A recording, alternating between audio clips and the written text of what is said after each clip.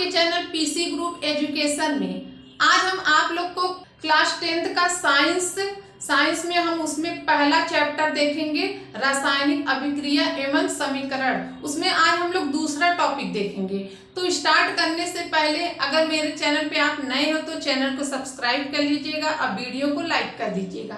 चलिए स्टार्ट करते हैं। तो देखिए दूसरा टॉपिक है ऑक्सीकरण अभिक्रियाओं के प्रभाव। अब इसके देखिए ऑक्सीकरण अभिक्रियाओं के दो प्रभाव हैं। तो देखिए पहला है संक्षारण है और दूसरा है विकृत गंधिता है। ठीक, तो देखिए पहले हम लोग चलिए पढ़ते हैं संक्षारण होता क्या है। तो देखिए संक्षारण क्या होता है? जब कोई धातु नम्र वायु के संपर्क में आता है तो धातु की सतह का धीरे धीरे क्षय होने लगता है, इसी को संक्षारण कहते हैं। तो संक्षारण किसे कहते हैं आप लोग को पता चल गया हो कि जब धातु नम्र वायु के संपर्क में आते हैं तो वो धातु क्या धीरे धीरे खराब होने लगते हैं, तो उसी को बोलते हैं संक्षारण हो गया।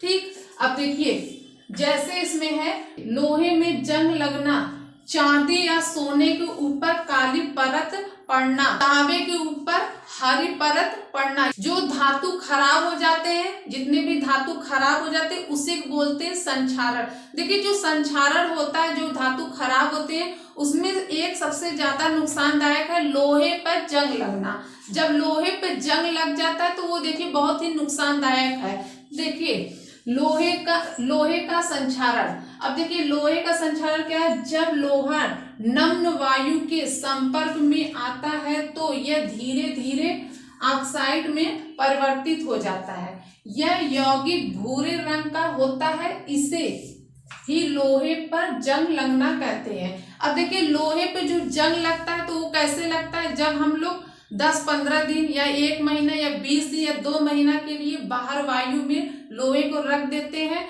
तब वो धीरे धीरे क्या होता है? भूरे रंग का उस पर परत लगने लगता है, तो उसी को बोलते हैं कि जंग लगना। तो उसे क्या कहते हैं? जंग लगना कहते हैं। ठीक, तो वही होता है लोहे का संक्षारण हो जाए कि लोहा अब धीरे धीरे खराब हो रहा है। तो ठीक, तो वो लोहे पे जो जंग लग जाता है उसी को लोहे का संक्षारण कहते हैं।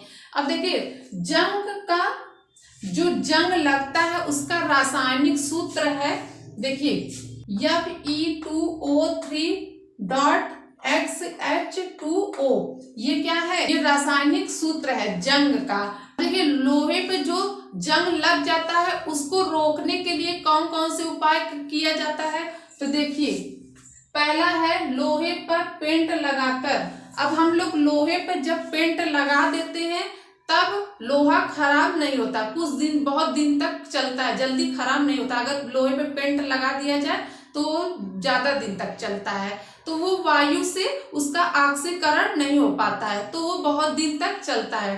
ठीक, अब देखिए दूसरा है लोहे पर ग्रीस और तेल लगाकर। अब देखिए लोहे पर ग्रीस और तेल लगा दिया जाए तो वो भी क्या बहुत दिन तक सुरक्षित लोहा रहता है, वो बहुत दिन तक चलता है, वो जल्दी खराब नहीं होता है, उस पे जंग नहीं लगता है। अब देखिए तीसरा है विद्युत लेपन द्वारा। अब देखिए विद्युत लेपन द्वारा भी लोहे को बचाया जाता है। तो आप लोग देख ही होंगे कि विद्युत से भी लोहे को उसको बचाया जाता है कि ये खराब ना हो। तो ये क्या लोहे को संक्षारण से रोकने के उपाय ये 3 है। ठीक, अब हम लोग चलिए देखते हैं दूसरा विकृत गंधिता। अब देखिए विकृत गंधिता होता क्या है, चलिए देखते हैं। जब खाद्य पदार्थ में उपस्थित तेल तथा वसा अपचयित हो जाते हैं। अब देखिए अपचयित क्या होता है? जब कोई चीज खराब हो जाता है, किसी चीज से ऑक्साइड कर लेता है, ऑक्सीजन आके उससे जुड़ जाता है। जब ऑक्सीजन उससे आके जुड़ जाता है तो ऑक्सीजन अभिक्रिया हो जाता है, तो उसी को बोलते हैं उपचयित बोलते हैं। ठीक, अब देखिए तथा इस पदार्थों का गंध तथा स्वाद दोनों परिवर्तित हो जाता है। इस घटना को ही विकृत गंधिता कहते हैं। जो हम लोग खाना बना के रख देते हैं तो हम लोग सोचते हैं कि ये 1-2 दिन तक सही रहे, तो वो क्यों नहीं सही रहता है? क्योंकि उसमें ऑक्सीजन आके जुड़ जाते हैं। वायु में जो ऑक्सीजन होता है वो आके जुड़ जाते हैं, तो हम लोग का जो खाना रहता है उसका टेस्ट और उसका स्वाद सब बदल जाता है। तो उसी को बोलते हैं विकृत गंधिता, बोलते हैं कि ये विकृत हो गया, ये खराब हो गया ये चीज। ठीक, विकृत गंधिता को रोकने के लिए इसके उपाय कौन कौन से हैं? तो देखिए, पहला है खाद्य पदार्थों का वायु रोहित पात्रों में रखना। अब देखिए, वायु रोहित क्या होता है? तो हम लोग को ऐसे बर्तन में खाना को रखना चाहिए जिसमें वायु न जा, जिसमें हवा न जा पाए, तो उससे विकृत गंधिता नहीं हो पाए, वो खाना खराब नहीं होगा। ठीक, अब देखिए दूसरा है खाद्य पदार्थों की पैकिंग करते समय ऑक्सीजन को हटाकर उसमें नाइट्रोजन भरना चाहिए। अब देखिए, जो हम लोग को खाद्य पदार्थ मतलब कि जो चिप्स वगैरह होता है, चिप्स, नमकीन, ये जो बहुत सारे चिप्स, कुरकुरे, बहुत तरह से सब आते हैं, तो उसमें नाइट्रोजन भरा है। अगर उसमें ऑक्सीजन रहता तो वो खराब हो जाता, इसीलिए उसमें नाइट्रोजन भरा जाता है। ठीक, अब देखिए तीसरा है पके हुए पदार्थों सीधे सूर्य के प्रकाश से बचाकर रखना।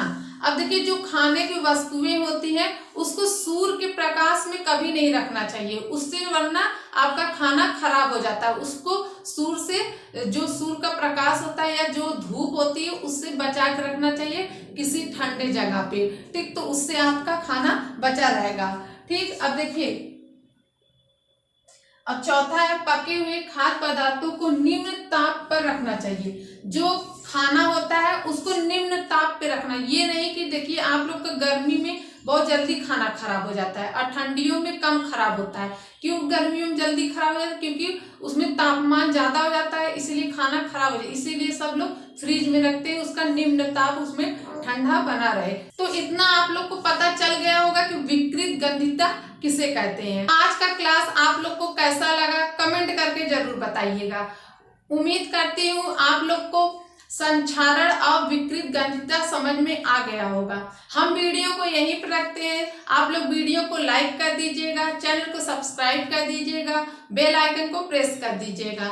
हम आप लोग से नेक्स्ट वीडियो में मिलते हैं न्यू टॉपिक के साथ। तब तक के लिए धन्यवाद।